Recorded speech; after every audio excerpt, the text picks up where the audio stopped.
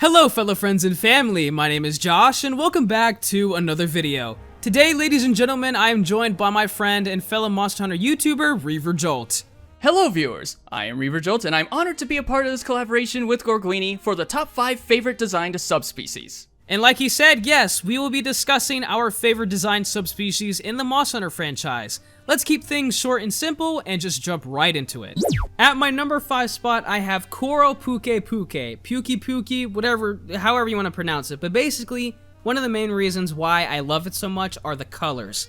The colors of this PUKEI-PUKEI are just gorgeous.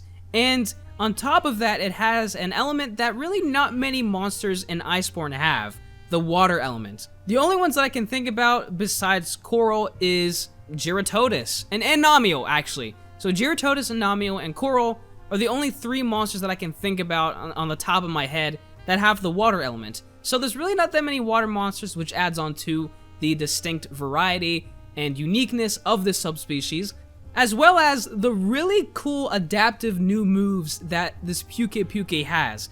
And it's also another monster in the Core Highlands, one of the most beautiful areas in the game. We don't really see many monsters in that area, so just having another excuse to go back there in G rank is wonderful, and that's why it's one of my favorites.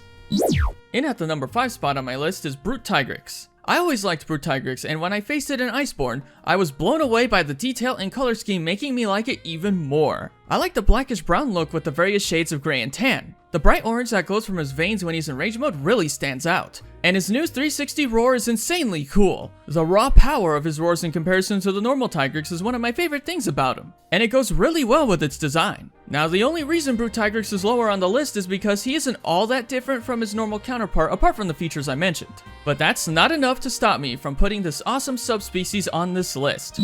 At number 4, I have TIGERSTRIPE ZAMTRIOS. This is a really funny and fat subspecies that I just love to death. It takes one of the 3 forms of the original and it masters it. And that is an excellent replication of what a subspecies should be. Its imperfect cell form is much more deadly than the regular one, obviously, because it's master it, and can switch between the 2 at will. The color scheme is also very nice. As an Egyptian, I do like the more brownish tan tones that this monster has, and it's overall a nice addition to the game and to the subspecies. Anything sandy is awesome, okay? In at the number 4 spot on my list is Sand BARIOTH. Sand BARIOTH has one of the most unique designs for a subspecies. Being a desert version of BARIOTH turns out to be a great concept, as the color scheme and abilities are what set it apart from its counterpart. The deep red with orange as well as the indigo tusks complement it quite well. Sand BARIOTH is able to kick up dust devils and tornadoes, which he can then fly into and then hurl himself at his opponents. That is something the regular BARIOTH doesn't do. Now, the only reason this one is lower on my list is because, as cool as the color scheme is, I'm not too big on desert colors, you know what I'm saying? But even then, the colors are perfect. Sand BARIOTH is definitely a subspecies that earned the number 4 spot on this list. At number 3, I have IVORY LAGIACRUS. Now, I have said in the past that I did not mind the water mechanics, but fighting on land is obviously still my preferred choice, and one of my favorite monsters now has a subspecies that you specifically fight on land, which I'm very thankful for.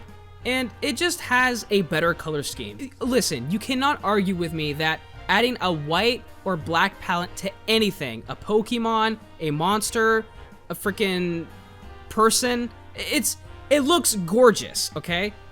It's also stronger than the original, and this is one of the first times you see this, because if you didn't know, IVORY LAGIACRUS is actually physically stronger because of it being on land more, which is interesting, and it's become one of my favorite subspecies. In at the number 3 spot on my list is Jade BARROTH. I love Jade BARROTH's design. It takes the concept from regular BARROTH and covers it with snow, a concept that I like better than the original. And when he's clear of the snow, he has a gorgeous variety of colors. The various shades of blue, yellow, and dark green really come together in a gorgeous color scheme. On top of that, the ridge on its head is much larger and more pronounced than the one from the original. I really wish they added him in Iceborne. It's a shame, honestly, because we already have BARROTH in Monster Hunter World. So then why not have Jade BARROTH in Iceborne? Alright, I'm just gonna pass it on to Gorguini before I go on a rant. At number 2, I have Acidic GLAVENUS. This is the perfect subspecies. I've mentioned this in my top 10 favorite monsters from Iceborne, which you should totally check out, by the way. But anyways, it takes something unique about the original monster, the tail, and it changes it in a way that makes it fun to fight. If you didn't know, the regular GLAVENUS is based off of a long sword, a great sword, and then the acidic, The acidic GLAVENUS is based off of a longsword. The original is based off a greatsword. There you go. It also lives in the Rotten Vale, and it's one of my favorite areas in the game, so that's just, it's great, okay? In at the number 2 spot on my list is OROSHI KIRIN. KIRIN is one of the few elder dragons that has a subspecies. OROSHI KIRIN is mostly a dark navy blue with violet stripes around it. It also has a spiral horn with a whiter pinkish color to it. And instead of using thunder attacks like its normal cousin, it uses ice attacks instead. What makes this even cooler is that it can make the horn look bigger by surrounding it in ice as it uses its strong ice attacks. All of these features complement the design very well, and I'm honestly disappointed that he's not in the current games. But regardless, he is very well designed and earned the number 2 spot on the list. And at number 1, I have Stygian Zinogre. Best color scheme, without a doubt. The best color scheme I've seen in this game. The red, the white, the black, it all works amazing. It just looks so good. It's also a Zinogre. That is a great monster to make a subspecies out of.